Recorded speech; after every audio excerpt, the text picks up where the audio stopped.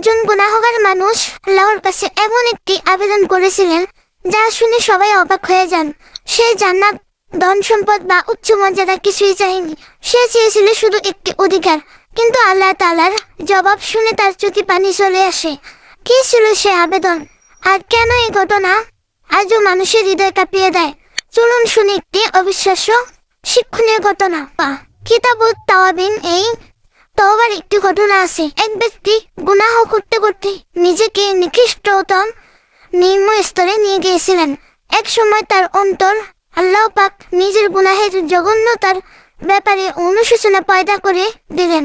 আল্লাহ তাআলা তাকে পবিত্র করার জন্য তার অন্তরে তওবার ইচ্ছা জাগ্রত করে দিলেন। লোকটি তার স্ত্রীকে বলল, আমার গুনাহের ব্যাপারে আমার ভয় হচ্ছে। আমি তো মহান রব্বুল আলামিনের চরম অবাধ্য। আমি তওবা করব, নিজের গুনাহের জন্য আল্লাহ তাআলার দরবারে ক্ষমা প্রার্থনা করব। এ কথা বলে সে জনমানবিহীন এক স্থানে চলে গেল। সে চিৎকার করে বলতে লাগলো, হে আকাশমণ্ডলী, আমার জন্য সুপারিশ করো। হে পাহাড়, আমার জন্য সুপারিশ করো। হে ভূমণ্ডল, আমার জন্য সুপারিশ করো। হে ফেরেশতাগণ, আমার জন্য সুপারিশ করো। এভাবে চিৎকার করতে করতে সে বেহুশ হয়ে মাটিতে লুটিয়ে পড়ল। এই সমস্ত আল্লাহ তাআলা তার নিকট একজন ফেরেশতা পাঠিয়ে দিলেন। ফেরেশতা এসে তাকে বসিয়ে মাথায় হাত দিয়ে বললেন, আল্লাহ তাআলার পক্ষ থেকে সুসংবাদ গ্রহণ করো, তোমার তওবা কবুল হয়েছে। লোকটি বলল, তোমার প্রতি আল্লাহ রহম করুন। কিয়ামতের দিন, সেই কঠিন দিনে মহান রবের দরবারে আমার পক্ষে কে সুপারিশকারী হবে?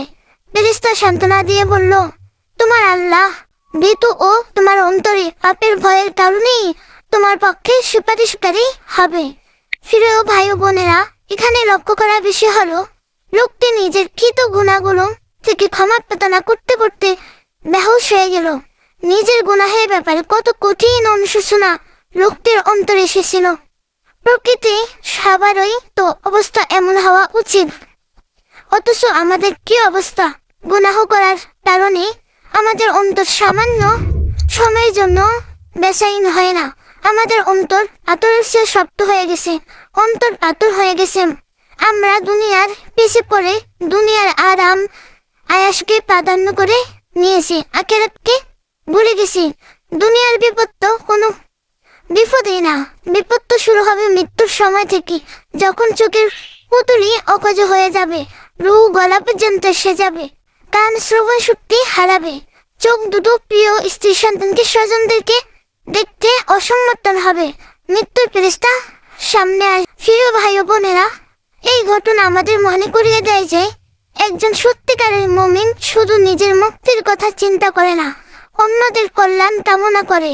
দুনিয়ার জীবন ক্ষণস্থায়ী, কিন্তু আখিরাত চিরস্থায়ী। তাই আসুন আমরা এমন আমল করি যা আল্লাহ তাআলার সন্তুষ্ট অর্জন করতে সাহায্য করে এবং আমাদের আখিরাতকে সুন্দর করে। আল্লাহ তাআলা আমাদের সবাইকে ক্ষমা করুন, হেদায়েত দান করুন এবং তার রহমতের ছায়ায় আমাদেরকে রাখুন।